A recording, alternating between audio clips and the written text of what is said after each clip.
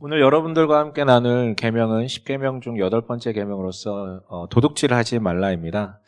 근데 이제 설교 준비하는 입장에서 고민이 많이 되더라고요. 뭐냐면 도무지 그 예화가 생각이 안 나가지고 제가 뭐 그렇게 깨끗한 인생을 산 건 아닐 수 있겠지만 도둑질한 사례가 그렇게 많지 않거든요. 그런데 이제 그 일화는 어차피 저희가 2주 뒤에 나눌 10번째 계명인 내 이웃의 집을 탐내지 말라라는 그 계명 때 쓰는 게 더 좋을 것 같다라는 생각이 들었어요. 그래서 도대체 내가 뭘 얘기해야 될지 모르겠다라는 그 답답함에, 그 답답하면 뭐합니까? 우리 또 기도를 하잖아요. 그래서 주님, 내가 기억이 나게 하시든지 아니면 내 눈앞에 무슨 예화 같은 게 조금 딱 이게 나오게끔 보여주시옵소서라고 이제 기도를 했는데 놀라운 응답이 임한 것 같습니다. 너무 놀라운 응답인데 제가 이번 주에 월화수 이게 저랑 같은 가치를 가지고 목회를 읽고 가시는 목사님들과 함께 워크숍 하는 자리가 있어서 월화수 다녀왔어요. 근데 겁나 빡셉니다. 하루 종일 교육과 토론과 논의와 회의와 뭐 이런 것들을 하거든요.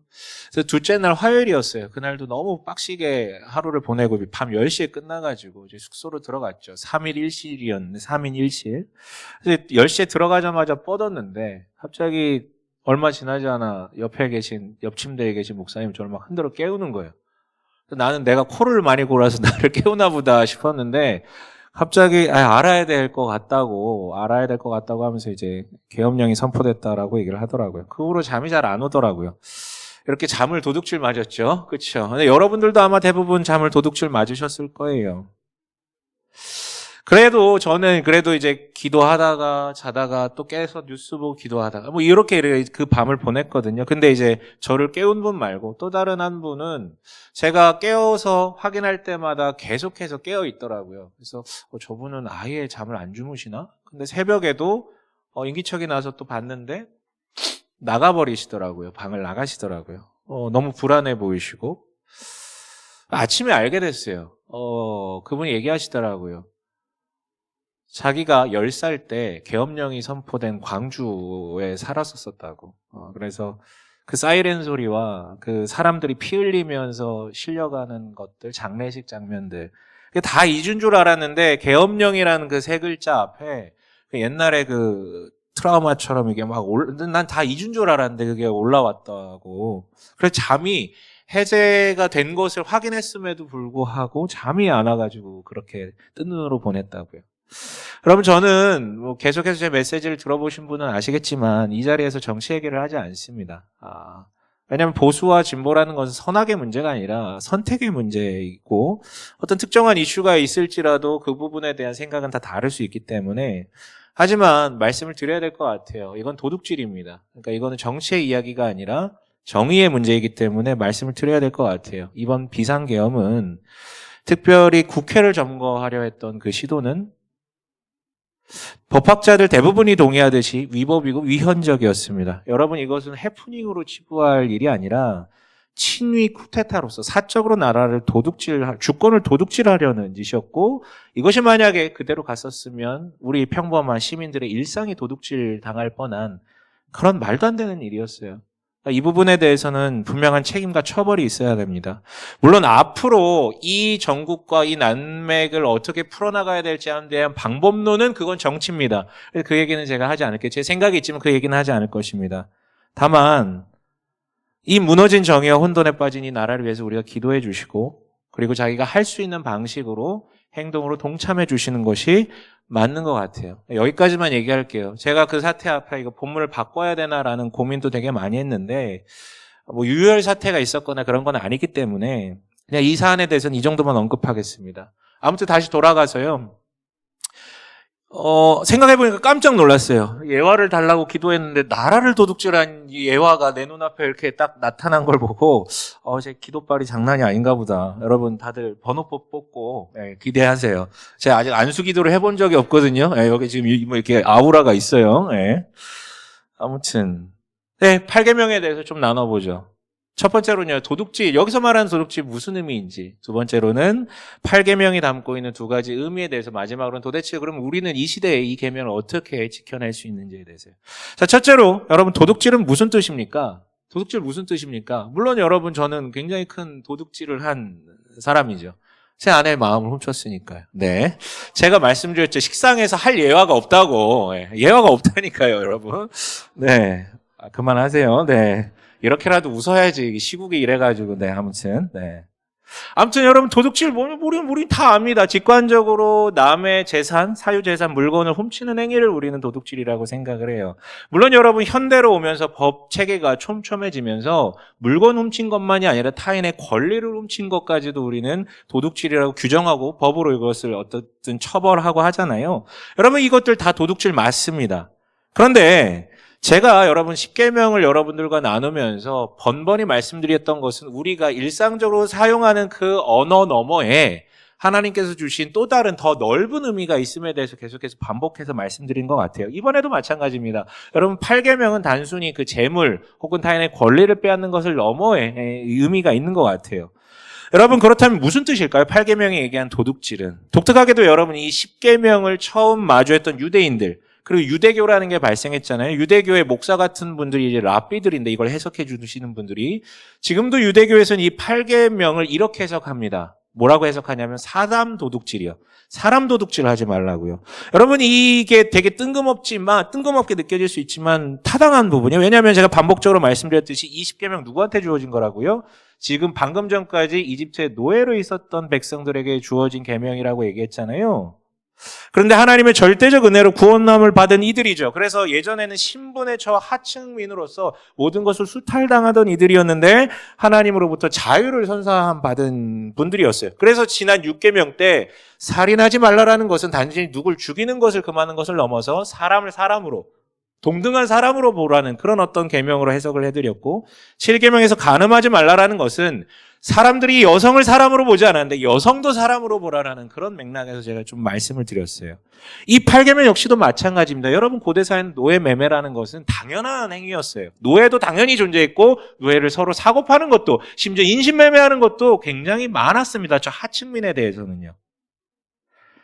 그런데 이 8계명 그거죠. 너희는 더 이상 노예들이 아니고 모두가 더 등등한 자유민인데 다른 사회가 그러하듯이 이집트에서 그러하듯이 이처럼 노예를 팔거나 납치하거나 하는 행위에 대해서 금기시했던 것이죠. 그리고 여러분 그 사람들에게 주어진 자유는 누가 준 것입니까? 자기 힘으로 해방된 것도 아니라 하나님이 선사한 자유인데 만약에 누군가를 노예 취급하고 사고 팔고 빼앗는다면 그건 하나님이 주신 주권과 자유를 침해하는 것이기 때문에 사람 도둑질하지 말라라고 해석을 해왔었어요. 이것도 맞습니다. 하지만 조금 더 살펴보죠. 더 나아가 볼게요. 여러분 10계명은 10개로 구성되어 있죠. 이 10계명은 율법들의 얼굴 마담이고요. 사실은 그 뒤에 613개의 하부 율법들이 존재합니다. 그래서 여러분 이 10계명 얼굴 10계명의 뜻이 애매하다면 그 하부 법들을 통해서 이 계명의 의미를 정의할 수 있거든요. 그래서 그 얘기를 좀 해보려고 해요. 8계명 중에 그러니까 하부 계명들 중에 이 8계명과 관련된 법 두 가지만 여러분들과 나누고 싶은데요. 하나는 이자 금지법이에요. 돈 빌려주고 받는 이자 있잖아요. 율법에는 이자를 받지 말라라고 되어 있습니다. 물론 여러분 지금도 이자는 당연하죠. 그 당시엔 은행이란 기관은 없었거든. 그럼에도 불구하고 사적 거래가 있었고 거기에 이자를 매기는 건 당연한 어떤 상거래였어요. 근데 그걸 금지합니다. 그리고 또 하나의 독특한 법은 바로 희년이에요. 여러분 이 희년법을 아시는 분은 아시겠지만 조금 설명을 하냐면 이게 뭐냐면 유대인들이 하나님의 은혜로 노예로부터 해방됐지만 더 나아가서 하나님의 은혜 가운데 이 가나안 땅을 점유하고 그곳에 이스라엘이라는 나라를 세우게 됩니다. 그때 하나님께서 가문별로 공평하게 땅을 분배해 주셨거든. 이것은 너희 가문에게 속한 땅이라고요. 너희 것이라고요. 물론 다 하나님의 것이지만 근데 여러분 살다 보면 삶이 어려워질 수 있잖아요. 꼭 사업 같은 거 하려고가 아니라 살다 보면 어려워질 수 있잖아요. 그때 어떻게 합니까? 돈을 우선 빌려야 될 거 아니에요. 근데 돈을 빌리다 안 되면 어떻게 됩니까? 우리는 여러분 그냥 신용거래가 안 되면 그 다음에 뭐 합니까? 담보를 이제 맡기는 거잖아요. 그게 이제 자기들이 물려받았던 땅을 담보로 이제 돈을 또 이렇게 빌리게 되는 거죠. 근데 그것도 안 되면 어떻게 됩니까? 그 담보물, 그 땅을 넘길 수밖에 없게 되고 그래도 자기 상황이 해결되지 않으면 마지막은 어떻게 되는 겁니까? 어떻게 해요? 살려면 자기 스스로를 종으로 파는 것이죠. 내가 당신 밑에서 일하겠다. 근데 희년법은 이런 것입니다. 매 50년마다 희년을 선포하는 법이 선언되면 뿔피리가 무하고 이렇게 저녁에 뿔피리가 울려 퍼지면 아무 조건 없이 그 사람이 돈을 아직 안 갚았을지라도 아무 조건 없이 그 가져왔던 땅을 다시 본래 그 가문에게로 그 주인에게로 돌려주고 종됐던 자를 아무 조건 없이 자유민으로 해방시키라는 거예요. 뿔피리 소리가 들리면. 근데 그것을 돌려주지 않으면 뭐라고요? 이 8계명에 의하면 그것도 도둑질이라는 것이죠. 여러분, 지금까지 우리는 도둑질을 남의 무언가를 훔치는 것으로만 이해를 했어요. 그러나 이 누구나 동의하는 상식이고 이거는 8계명도 얘기하는 법입니다. 하지만 8계명 더 나아가는 것이죠. 한 발짝 더 나아가 훔치는 것을 넘어서 돌려줘야 될 것을 돌려주지 않는 것도 지금 도둑질이라고 규정하는 것입니다. 근데 여러분 들으면서 좀 이상하지 않으셨었어요? 특히 우리 시대에는 개인의 사유재산 그리고 계약 이런 것을 굉장히 소중하게 여기잖아요. 이런 사회를 사는 우리 눈에는 여러분 이런 법이 되게 괴랄하게 다가옵니다. 여기서 둘째, 그렇다면 이 도둑질하지 말라라는 이 금기, 계명은 도대체 무엇이고 하나님 이것을 통해서 어떤 의미를 우리한테 전달해 주고 싶은 것인지 두 가지로 좀 설명을 드리고 싶은데요. 첫 번째 의미는 그 첫 번째 의미의 키워드는 이렇게 정리하시면 좋을 것 같아요. 은혜라는 키워드를 떠올려 보셨으면 좋겠어요. 여러분 특히 이 희년법에 주목해 보십시오. 여러분 이건 정말이지 내가 정당에 돈 빌려주고 저 사람이 담보물 맡겼고 못 갚아서 내가 갚는 거고 그리고 저 사람이 먼저 종된다라고 한 것인데 그것을 돌려줘야 된다라는 이 희년법 너무 내 사유재산을 함부로 하는 법인 것 같습니다. 그렇지 않습니까? 그런데 다시 말씀드릴게요. 지금 이 계명을 해석할 유일한 근거는 이거예요. 10계명을 받은 이스라엘은 본래 어떤 사람이었다고요? 다시 한번 언급하지만 본래 어떤 사람이었다고요? 방금 전까지 노예였던 사람이라고요. 수식어를 붙이면 노예는 뭡니까? 아무것도 스스로 사유재산을 가질 수 없는 존재예요. 그의 것은 다 주인의 것이죠. 그런데 이 사람들이 지금 어떻게 사유재산을 논할 수 있게 됐습니까? 도둑질을 논할 수 있게 됐습니까? 왜냐하면 하나님의 구원으로 말미암아 전적으로 자유인이 되었기 때문이죠. 그런데 여러분 이게 끝이 아닙니다. 그 이후에 광야에서도 하나님은 맨나와 메추라기로 그들의 일용할 양식을 책임져 주셨고 이게 끝이 아니죠. 그들이 들어갈 가나안 땅 역시도 누가? 그들의 군사력으로 점령한 것이 아니라 하나님의 은혜로 그 땅을 얻게 돼서 분할받게 되었습니다. 그러니까 자신의 자유민이라는 신분도 오늘의 일용할 양식도 거주하고 일할 수 있는 이 땅도 내 손에 들려져 있는 이 물건들도 다 그가 주셨기 때문에 가능해진 것이죠. 그것을 전제로 여러분 이 8계명을 보시면 됩니다. 그래서 8계명 우리한테 물어보는 것이죠. 이 8계명을 묵상하고 바라보는 우리에게 이렇게 묻고 있는 것입니다. 네 손에 들고 있는 그것들은 다 누구의 것이냐? 너의 것이 아니라 하나님의 것이 아니냐? 그렇다면 단지 세상 사람들이 그러하듯 남의 것을 빼앗지 않는 정도의 윤리에 머물 것이 아니라 하나님이 너에게 그러했듯이 너는 하나님의 것으로 네 손에 들린 하나님의 것으로 이웃들에게 은혜를 베풀라. 그렇지 않으면 너는 도둑질하는 것이다 라는 의미로 해석될 수 있습니다. 이어서 8계명의 두 번째 의미의 키워드는 이겁니다. 우리. 여러분 도둑질 금기는요 사회 집단 생활을 하면서부터 늘 있었던 금기에 살인하지 말라와 같이 도둑질하지 말라라는 것은 그래서 내 것과 네 것에 엄격히 구분하고 서로 빼앗지 못하게 하는 것이죠. 그런데 앞서도 말했듯이 이제는 단순히 물리적인 물건을 이렇게 갈라놓고 내 것과 네 것을 이렇게 구분하는 정도가 아니라 이제는 권리에 의해서도 내 것과 네 것을 이제 구분을 하잖아요. 사회가 고도화될수록 이것을 더 세세하게 구분하는 방향으로 나아가고 있거든요.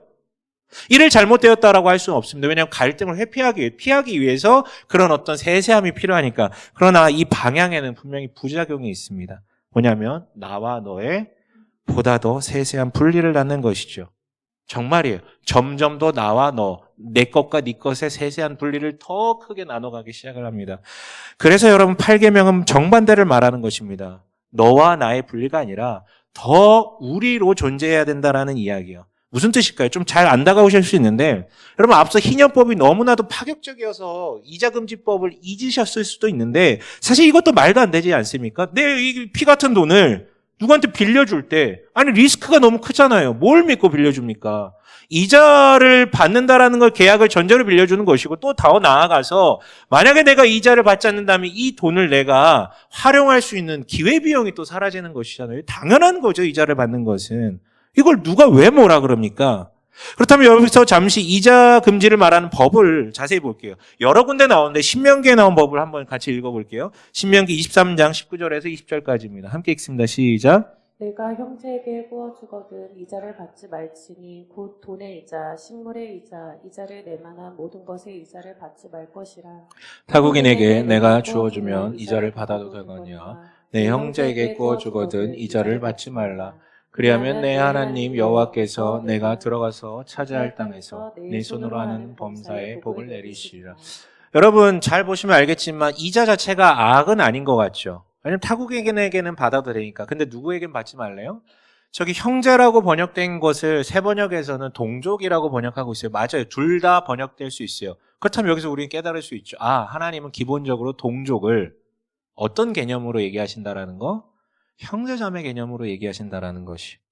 간단해요. 이자 금지한 것은 이자가 악해서가 아니라 너희는 한 형제자매, 즉 한 가족인데 어떻게 가족끼리 이자를 받고 오히려 저 사람이 저 정도의 현실까지 갔으면 도와줘야지. 이자를 받을 생각을 하냐. 여러분 세상은 점점 더 나의 것과 너의 것을 촘촘히 구분하는 방향으로 나갑니다. 이유는 분명해요. 뭘 위해서? 나의 것을 보호해 주기 위해서. 그런데 8계명은 말합니다. 너의 것은 네 것 이전에 하나님의 것이고 또한 그것은 네 옆에 하나님이 주신 형제자매 즉 우리라는 가족을 염두하시며 중고심을 잊지 말라라는 어떤 그런 메시지겠죠.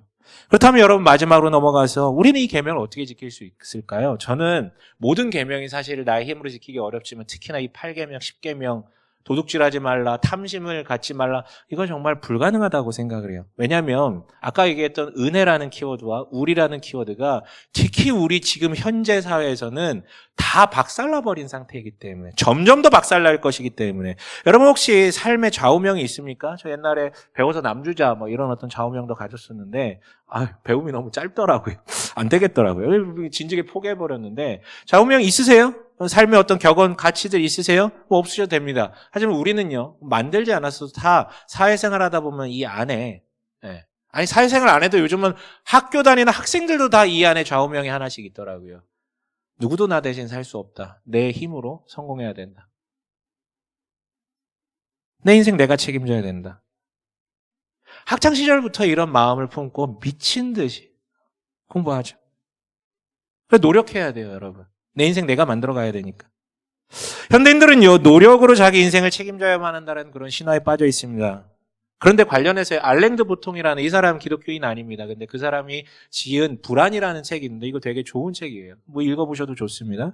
근데 이 불안이라는 책에서 현대인들의 이 커져가는 불안, 이것을 야기하는 대표적인 이유가 바로 그 노력 신화 때문이라, 그 노력에 대한 믿음 때문이라고 얘기를 하거든요. 과거 신분제 사회를 옹호하는 것은 아니지만 과거에는 신분 계층이 나눠져 있었고 그 같은 신분에는 비슷한 것들을 향유했어요. 비교할 일도 없고 부러워할 일도 없단 말이에요. 더 나아져야 되는 강박도 없었어요. 근데 지금은요, 실제로는 사회적 신분은 나뉘어져 있습니다. 물려받은 자산과 그리고 사회적 신분이 다르지만 우리는 다 믿죠. 다 평등하다고. 그래서 만약에 누군가 성공하면 누구 때문이다? 걔가 잘해가지고 능력이 좋아서 그런 것이다. 반대로 누군가 실패하면 누구 때문이다? 그 네가 노력 안 해서 그런 거 아니냐. 다 그렇게 믿어요, 우리는.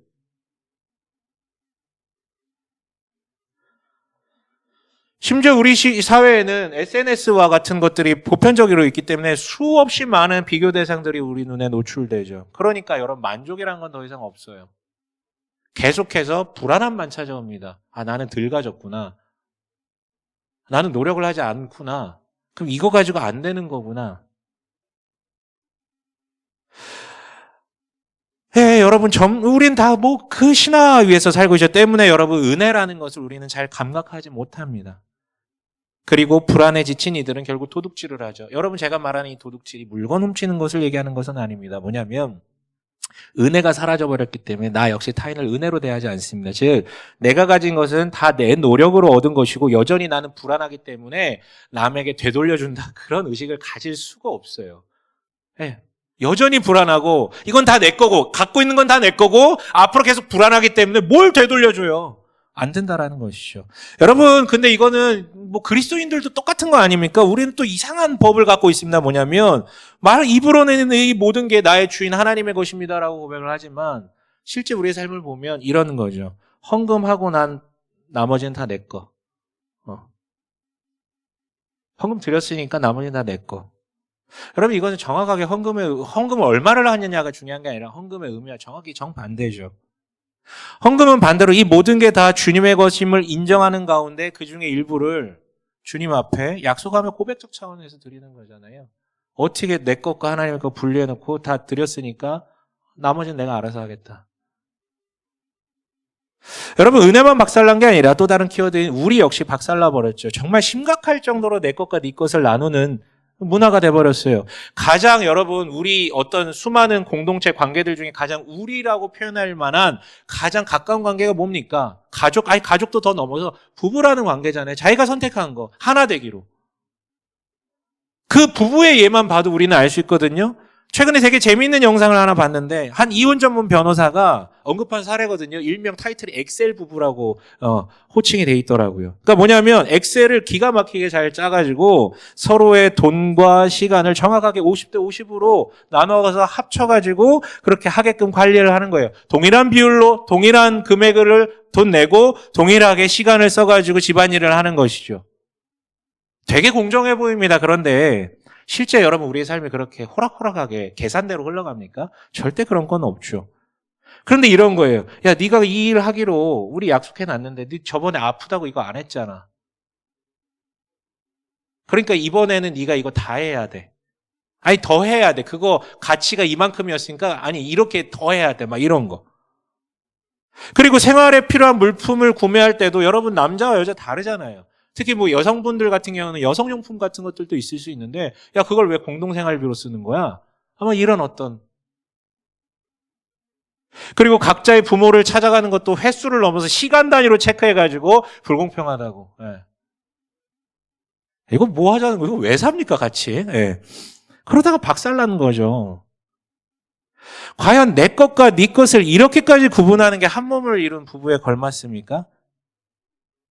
지난주에도 썼던 표현인데 결혼은 했으나 아직 미혼인 상태로 있는 것이 여러분 제가 되게 극단적인 예를 든 거예요. 우리가 현실에서 이런 사람들 보기가 그렇게 쉽지는 않지만 그런 사례가 하나둘 계속해서 나오고 있다는 것은 향후 계속 이 방향으로 간다는 것이죠. 모든 관계가 이런 식으로 결속됩니다. 함께 한다고 하지만 내 것과 네 것을 구분하는. 그리고 여러분 이렇게 갈 때 부작용이 뭔지 아십니까? 내 것과 네 것을 심각하게 심도 있게 이런 식으로 구분해 나가는데 부작용이 뭐가 나오냐면 피해의식이 나와요.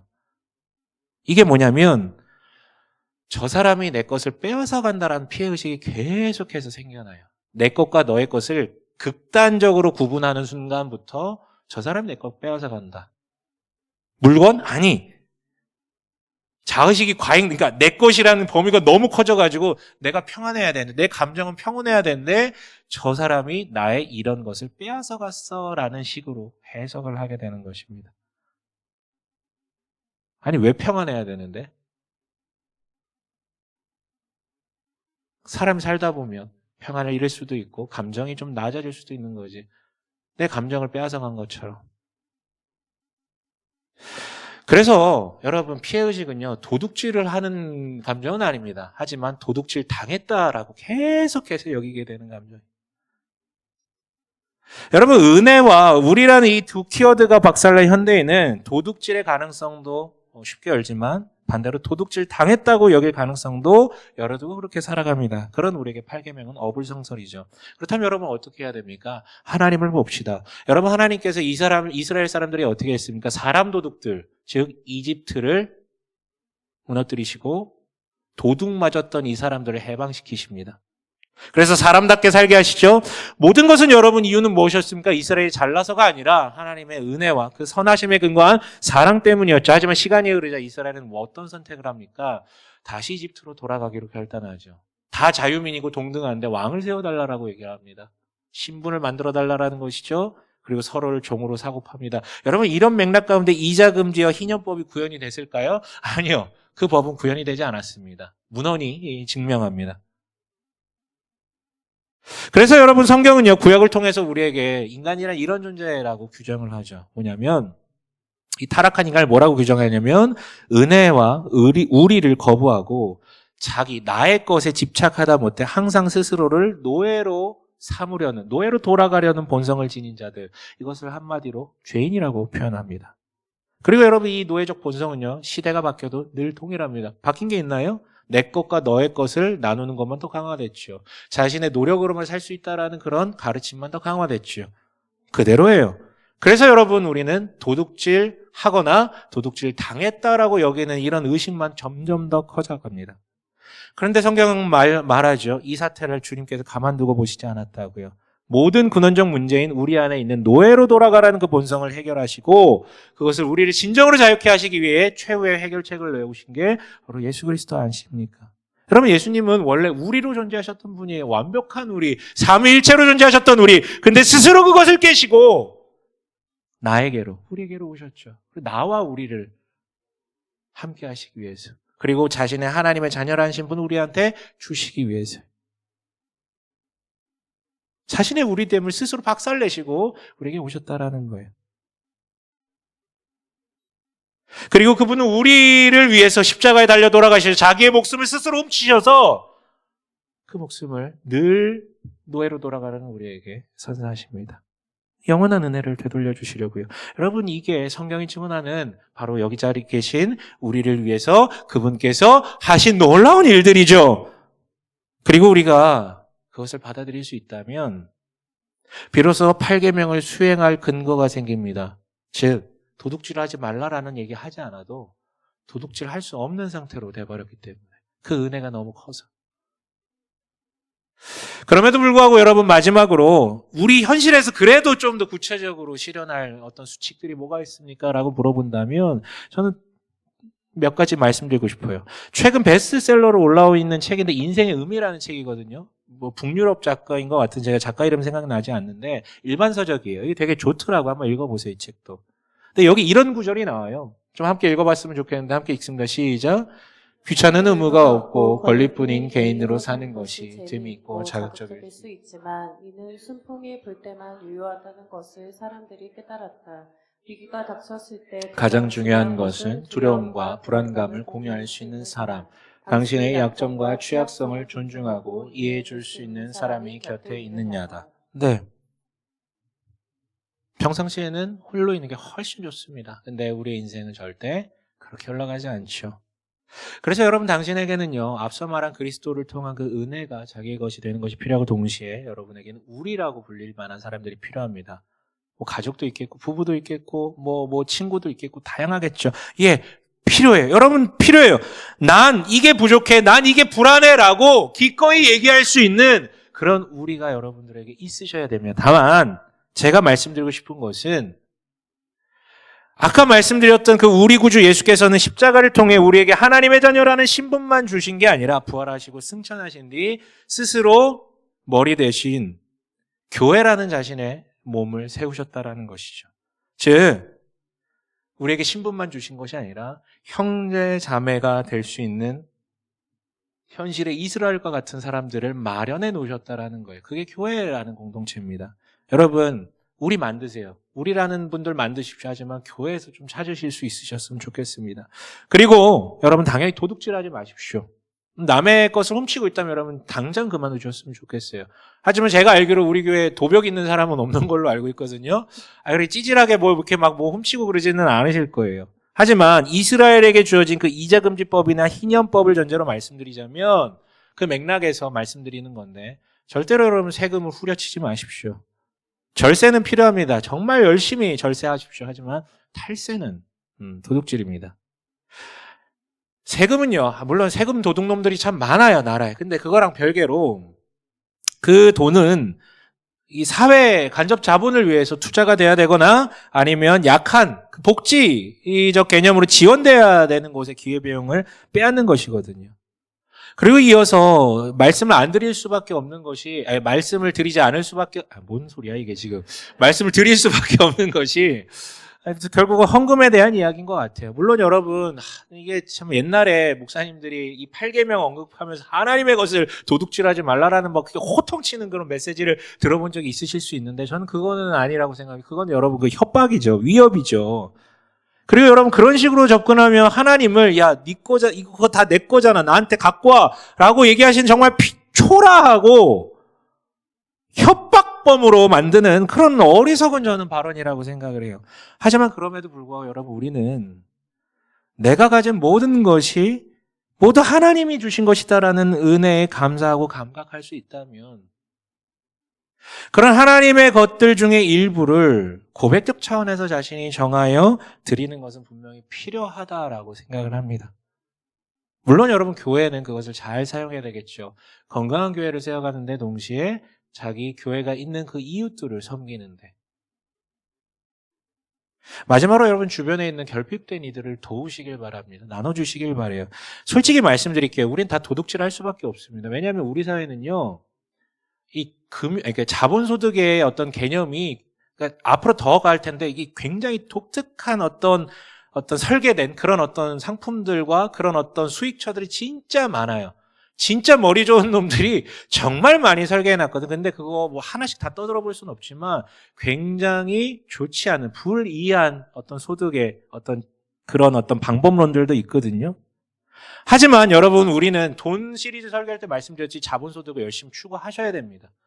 이 두 가지가 모순이 된다라는 거예요. 불이한 소득들의 어떤 것들이 되게 많은데 우린 그걸 알 수 없고, 하지만 자본소득을 열심히 추구해야 된다라는 것도 맞고, 그래서 솔직히 얘기하면 우리는 나도 모르는 사이에 불이함에 참가할 수도 있고 도둑질하고 있으실 수도 있어요. 그래서 드리는 말씀은, 그래서 자괴감에 빠지거나 자본소득을 추구하지 말라라는 게 아니라 열심히 나누시라는 얘기를 하고 싶습니다. 다만 이런 마음으로요. 내가 당신 돕는 거야. 그게 아니라 마땅히 당신들에게 되돌려줘야 될 것을 내가 되돌려드리는 것입니다라는 그 마음을 가지고요.